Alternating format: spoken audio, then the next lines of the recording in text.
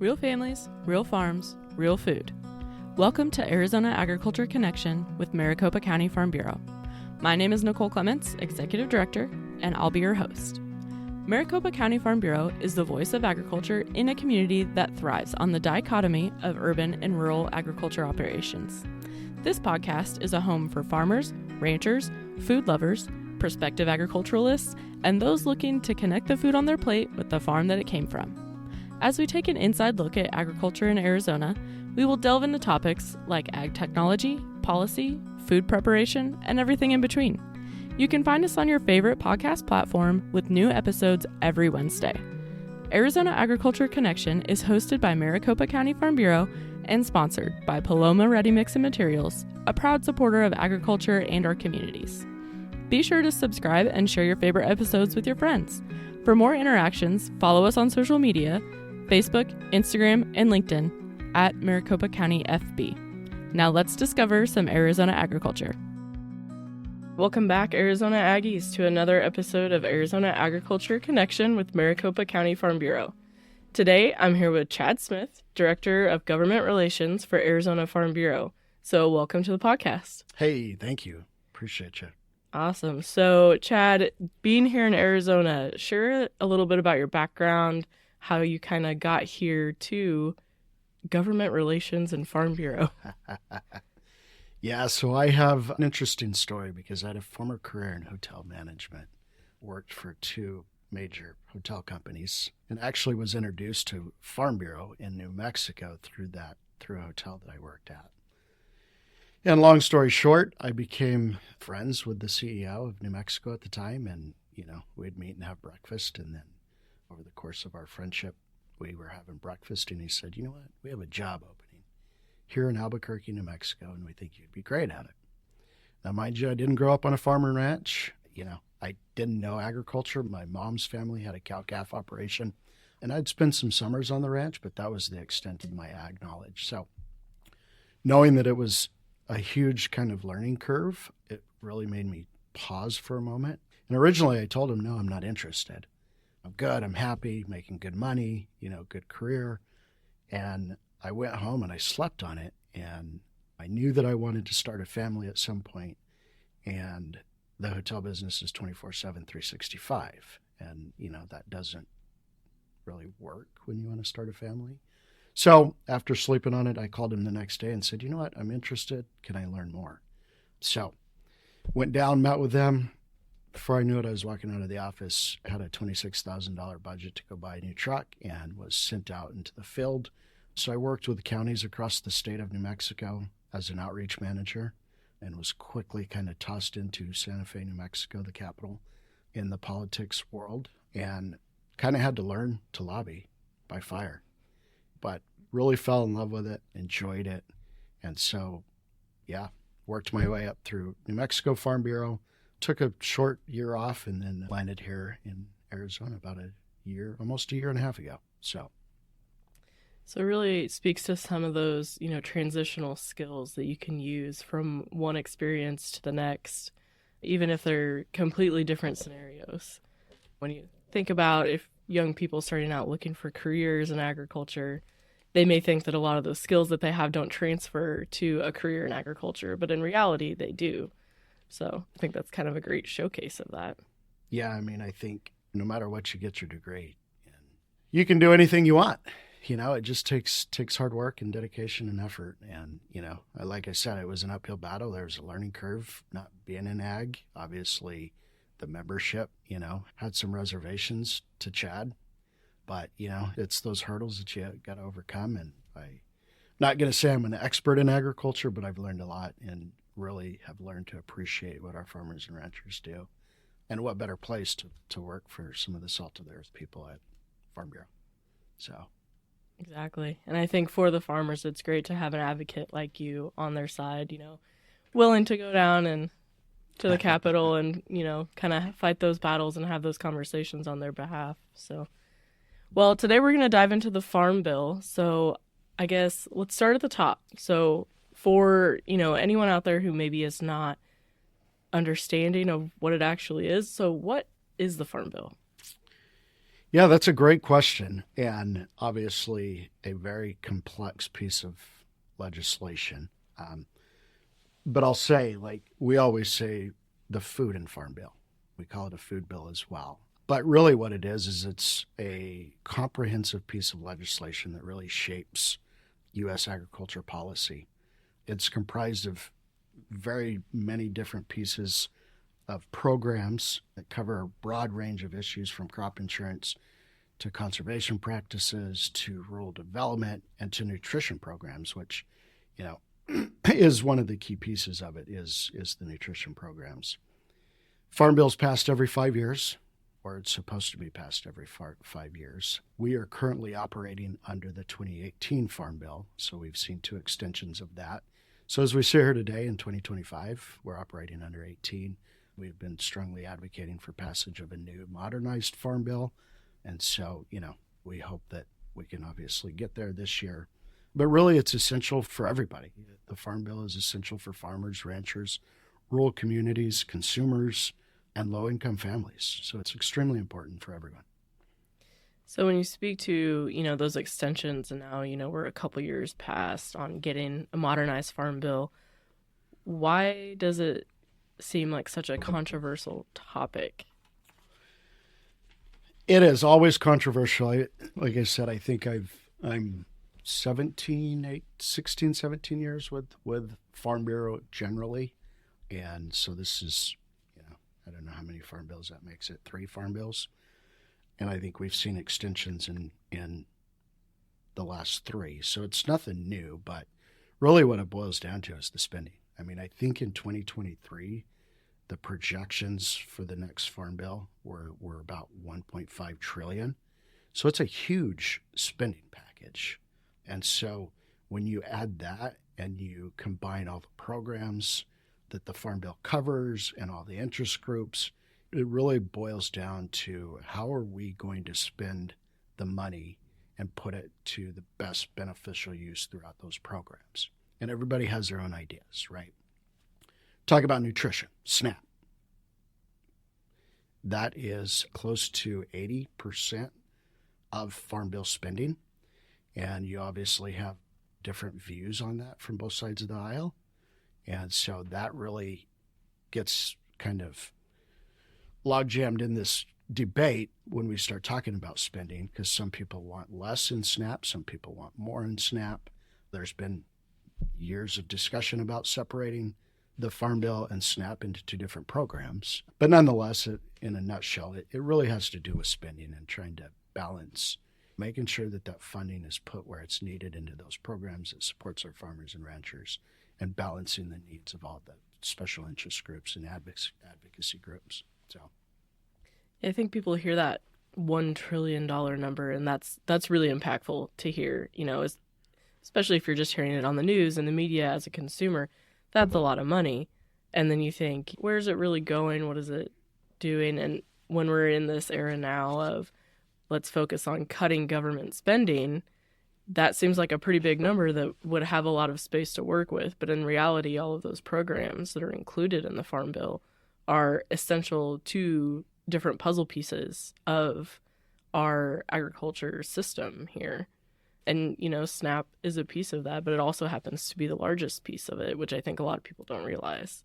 Yeah, and it's important, like I said, the conversations around separating the two. We've always advocating for keeping them together. I think it certainly helps with navigating the political realm of passing a farm bill, and a lot of value in these programs, a lot of value to everybody, like I said. So absolutely. So when we look at kind of this latest extension and what that got us, so what's included in that stepping stone that we have until hopefully the passing of a modernized bill this year, but what can we expect to see from those programs that were included in that extension? I think full that we put money on the ground where it matters most and supports the farmers and ranchers and consumers. But yeah, so they passed the American Relief Act of 2025, which included $31 billion in natural and economic disaster aid for farmers and ranchers. It included the extension of the 2018 Farm Bill and about $2.5 billion in additional aid that will be distributed through the United States Department of Agriculture. And that $31 billion is really to support farmers and ranchers that have been affected by natural and economic challenges. $21 billion in disaster relief for producers that were impacted by events such as hurricanes, droughts, floods, the things that we've seen in the headlines of the news as of late. Additionally, $10 billion was allocated for economic assistance to support commodity producers that are facing losses due to kind of the low commodity prices and higher input costs. Yeah, so inflation's impacting everybody. I think that's kind of what people don't see behind the scenes is farmers historically, the famous quote is we're price takers, not price makers. So we don't really get a choice at what the commodities are sold at, and we don't get a choice on what the inputs are bought at. So it's, kind of a double-edged sword on that case. Yeah, and I think that, again, stresses the importance of a Farm Bill package that really can support our farmers and ranchers during those times because, like you said, we are price takers. Input costs continue to rise, and this is, I've heard this my entire career. Input costs have just continued to rise, and unfortunately, the producer doesn't make the price on the grocery store shelf. So while you may be going to the grocery store and everybody's complaining about higher prices, that doesn't always make it to the pocketbook of the farmer and rancher. There's a lot of hands in between the farmer and the grocery store. Yeah. So kind of on that note, when a general person is out there and they see the Farm Bill on the news, right? So a lot of people may think, well, that doesn't really affect me. I don't really care about it because I'm not a farmer. So, what do I care?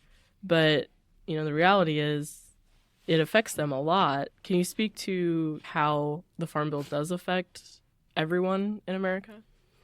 Yeah, I think I've made the point that this is a piece of legislation that it impacts everybody, not just farmers and ranchers. You always think Farm Bill and you think of farmers and ranchers and the programs and the subsidies and the crop insurance, but it's much more than that. Consumers, the environment, the economy. Again, I talk about the grocery store shelves and the prices you see. The Farm Bill directly affects the price and availability for food. Changes to programs in the Farm Bill can lead to higher and sometimes lower food costs. So, what we're paying at the grocery store is impacted by the Farm Bill. Environmental impact. We got a lot of folks that obviously care about the environment. The Farm Bill includes provisions for sustainable farming practices and conservation efforts and, designed to protect natural resources. So it can really shape how farming interacts with the environment. And then rural economies, especially a state like Arizona with a lot of rural areas, the Farm Bill provides funding for rural development. And some of that really helps strengthen our rural economies and invest in infrastructure, healthcare, education, in support of agriculture throughout our rural economies here in Arizona. And then, of course, the biggest piece is the SNAP, the nutrition assistance, low-income families that rely heavily on those benefits. That's a huge component of it that supports all consumers that are in need. Talk about water here in Arizona, talk about conservation, talk about innovation. Farm Bill supports programs that promote innovation and research through our land-grant universities and continuing to evolve and be most efficient really spreads out that ability for us to continue to grow more with less in a growing world population. So huge impacts for everybody. Feels like that's going to be a continuing trend. We're going to continue to be growing more, producing more with less resources. So less land, less water, less inputs. And just looking, I'm most familiar here in Arizona with the dairy industry. So if you look at, 1970 to now, we're producing the same amount of milk with less cows, less water, less feed than we were, in 1970, which when you think about it, that's 50 years is a long time, but also not really to be kind of making those headways and making those kind of innovative changes within an entire industry. So that's kind of essential that we keep those kind of programs within the Farm Bill and make sure that those are prioritized as well, so we can continue doing more with less. Because as our urban populations grow and we're losing farm ground, that's going to, I think, just continue to be the case. Yeah. And I think generally that applies to all of agriculture. We're all having to do more with less and grow more with less. And, the Farm Bill is investing in our future, right? It's investing in those innovations that allow us to keep doing that, because we can't grow more land. And as you see here in Arizona, we're watching the land being developed by housing. And, that's going to continue. So the less land we have for production, the more innovation we're going to need to produce higher yields and continue to feed, fuel, and provide fiber for the world. I think it's important that we remember that keeping Arizona agriculture in Arizona, is a good thing for all consumers here. And you can look at that on a national scale too. So keeping American agriculture in America. We don't want to become reliant on imports for our food sources. And so, we want to continue eat local, shop local, buy local, but that means that you have to have local agriculture. So continuing to support those programs is essential moving forward. So you mentioned it a little bit about kind of our local legislature. So looking at Arizona, agriculture is always a hot topic here, but what do you see as maybe an outlook for 2025 on our Arizona agriculture in the legislature? I think that's a tough question, but I am certainly optimistic. I think in a state like Arizona and the political makeup, agriculture, from my experience, and mind you, this is really my second state legislative session, but generally speaking, we get to play a lot of offense. We don't have to play a lot of defense here in Arizona. We have, with the makeup of the legislature, we have generally pretty good leadership that supports agriculture in Arizona. But that's not to say we don't have challenges and things that agriculture is going to have to address. But broadly and generally speaking, I think it's going to be a good session. I don't necessarily see anything that's going to be detrimental to agriculture, and I'll nuance that with the point on groundwater management. Obviously, a big, huge point of discussion, something that we've been engaged in for several years, but really engaged pretty heavily last session and really trying to address our groundwater challenges around the state. That's where our focus is at this session, is really trying to address that. And so we're going to move to try to get that through and navigate the politics around it and see if we can come together and make a compromise and put something out there that really helps rural Arizona and those basins that are in need of some regulation and some help. But again, generally speaking, from the legislative perspective, I think overall it's going to be a good session. Again, we do have an uphill battle and a challenge on the groundwater management, but we're going to continue to work hard to try to address it. I think just from what little I've seen, agriculture as a whole is really proactive about any situations that are arising. That's kind of the mindset of the farmer, I think. But we see these challenges coming down the pipeline. We'd rather get ahead of it. And, how do we ensure sustainability and conservation and all of these things that, farmers have done for decades and decades. That's just kind of their modus operandum. And how do we work together to make sure that, Arizona continues to thrive for years to come? And I think agriculture is a big piece of that. Yeah, it is. I mean, it's a huge industry. I think as of the last economic research, 31 billion. That's a big number. So agriculture is certainly important. It's an important part of Arizona, the heritage, the drivers of many rural economies. And so agriculture has to have a seat at the table to help shape and form policies that continue to support Arizona agriculture. So, and I'm also comparing it to New Mexico, which is completely different. But in New Mexico, we had to play a lot of defense on legislation. So it's a nice change for me to be able to come in here and play some offense and, push some things that we love and be able to make some changes and impacts on policy. So, yeah.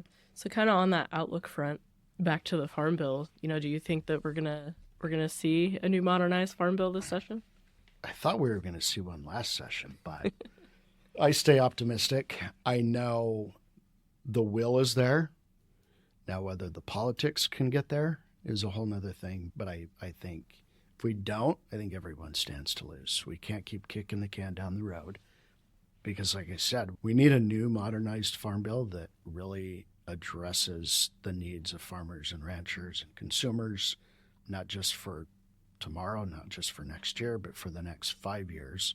And obviously, since we continue to see extensions, possibly 7 years, but we got to be forward thinking and we got to make sure that we're putting that money into programs that, really benefit the future of agriculture. But yeah, back to the question, I'm optimistic. I know, Chairman Thompson put out his bill last Congress, passed it out of committee, and Chairwoman Stabenow, was late, kind of released her kind of summary draft there very end of 2024.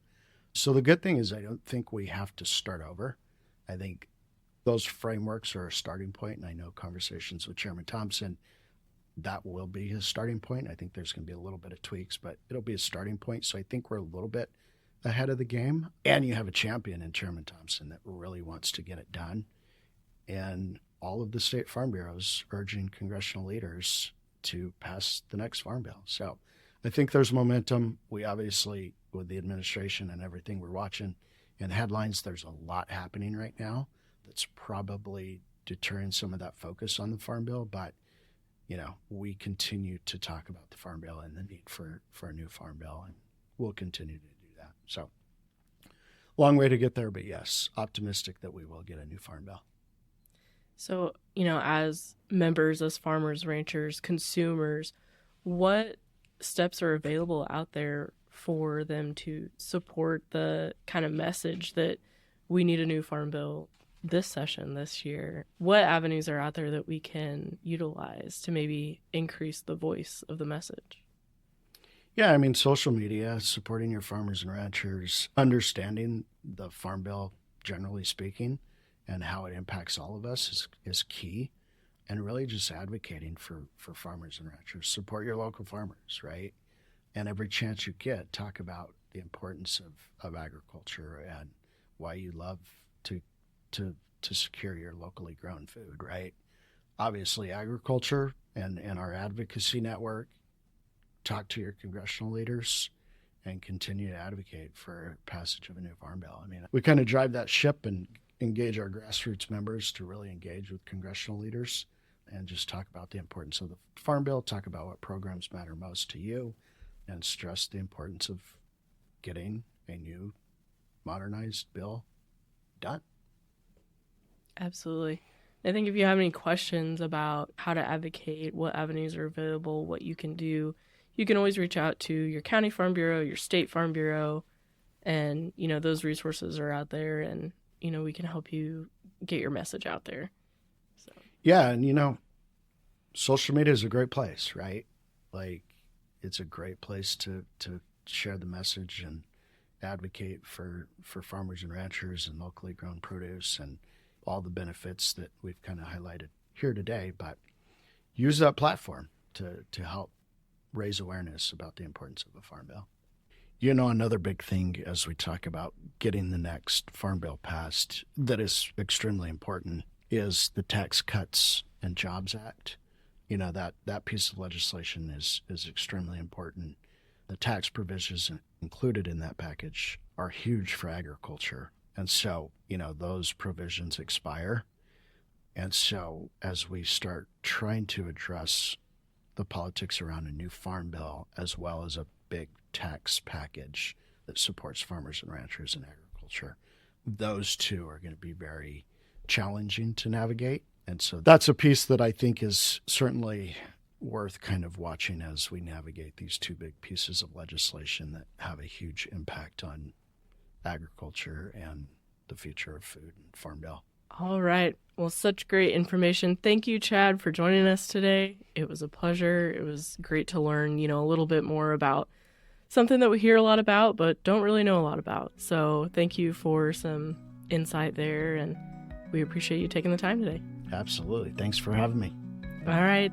Thanks everyone for tuning in to another episode of Arizona Agriculture Connection. We'll catch you next Wednesday right back here for the latest episode. Thank you for tuning in today, and remember, Farm Bureau has a place for you. Be sure to subscribe, leave a review, and share this episode with your friends on socials. You can also visit our website, maricopacountyfb.org, for more information and to submit a topic you want to learn about. Remember to tune in every Wednesday wherever you listen to podcasts. A huge thank you to Paloma Ready Mix and Materials for supporting our agriculture producers and this podcast. Maricopa County Farm Bureau, bringing you the stories of real families, real farms, and real food. I'm Nicole Clements, signing off. Catch you next week.